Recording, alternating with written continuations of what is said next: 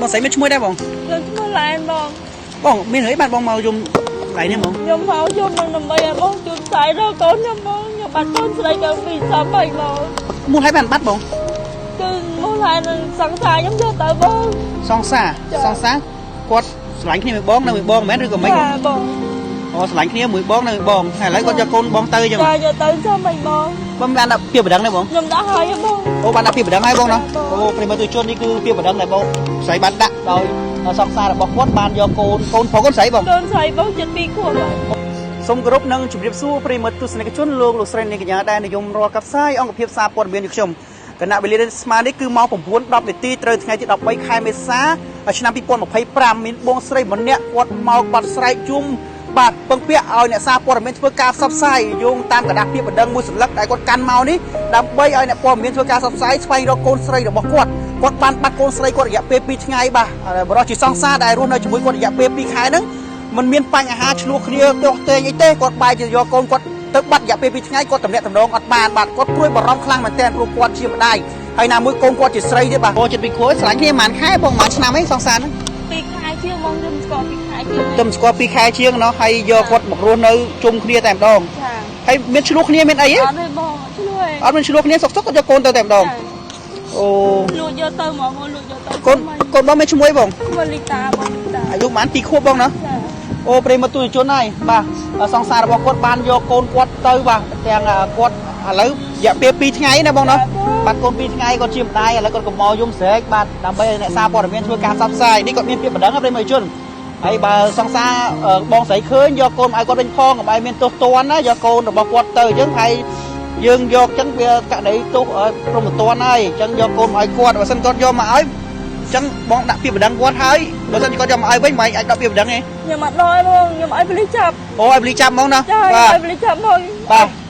បងសមត្ថកិច្ចសុំជួយផងបងអើយគាត់បាត់កូនគាត់ហើយបងបាត់កូនគាត់ឲ្យសង្សារគាត់យកកូនគាត់អត់ឆ្លោះគ្នាអីទេតែយកកូនទៅតែម្ដងស្បាញ់គ្នា2ខែណោះអូប្រិមត្តជនឥឡូវគាត់មកយំស្រែកឲ្យអ្នកសារព័ត៌មានធ្វើការជួយផ្សព្វផ្សាយអញ្ចឹងពឹងពាក់លើបងប្អូនអ្នកពងទស្សនាជួយ share ផង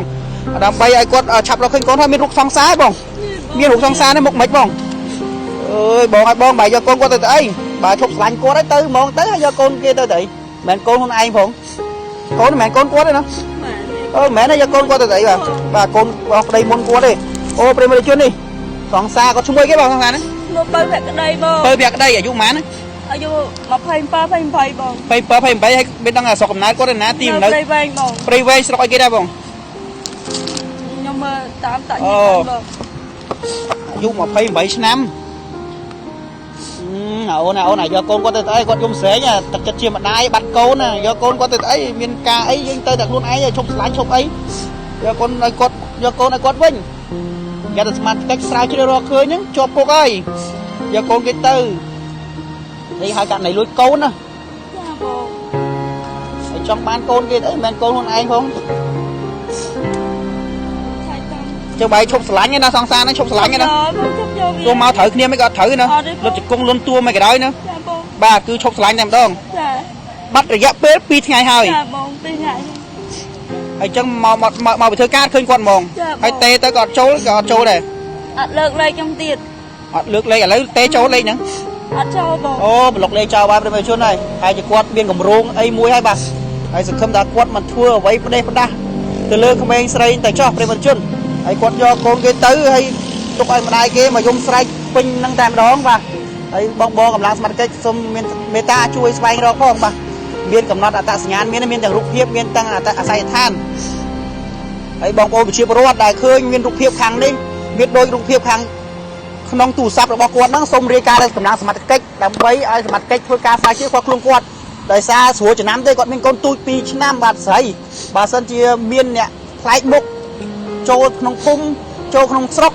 មានកូនតូចសូមជួយរាយការណ៍ទៅកម្លាំងសមត្ថកិច្ចមូលដ្ឋានដែលនៅជិតបងប្អូនជាពលរដ្ឋក្នុងភូមិសាស្ត្រដើម្បីឲ្យគាត់បាទឃើញកូនគាត់ផងព្រោះគាត់មានពាក្យបណ្ដឹងហើយបាទប្រិមត្តជនបាយមានសំណុំពរទៅសមត្ថកិច្ចបងខ្ញុំសូមសំណុំពររបស់សមត្ថកិច្ចបើសិនជាឃើញជនសង្ស័យនេះសូមបងជួយចាប់ផងបងឲ្យគេយកកូនខ្ញុំវិញផងបងខ្ញុំមិនអត់កូនខ្ញុំដល់ឆ្ងាយពីខ្ញុំមិនដឹងមិនទេបងកូនស្រី ស្រីបងនិយាយថាបើមានកូន2នាក់អីបងណា កូន2តែចែកគ្នាម្នាក់មួយ ចែកគ្នាមួយប្តីមុនម្នាក់មួយបងណាហើយបានមកជួបសង្សារក្រោយនេះបានមកនៅជាមួយគ្នាបានរយៈពេល2ខែបែរជាគាត់យកកូនបងទៅហ្មង ចាបង ហើយអត់មានឆ្លួតអត់មានអីទេយកកូនគេទៅតែម្ដងអត់មានប្រាប់ម៉ែគេទេទឹកចិត្តណៃបារម្ភខ្លាំងបំផុតបាទហើយកូនស្រីទៀតបងអរគុណច្រើនសង្ឃឹមថាសមត្ថកិច្ចនឹងធ្វើការស្រាវជ្រាវរកបាទអូនដែលយកកូនគាត់ទៅនេះមកឲ្យយកកូនឲ្យគាត់វិញបាទសង្ឃឹមលើបងប្អូនពុកម៉ែដែលកំពុងទស្សនាជួយ share និងចែករំលែកដើម្បីឲ្យគាត់ឆាប់បានឃើញកូនគាត់វិញអរគុណច្រើនបងស្រី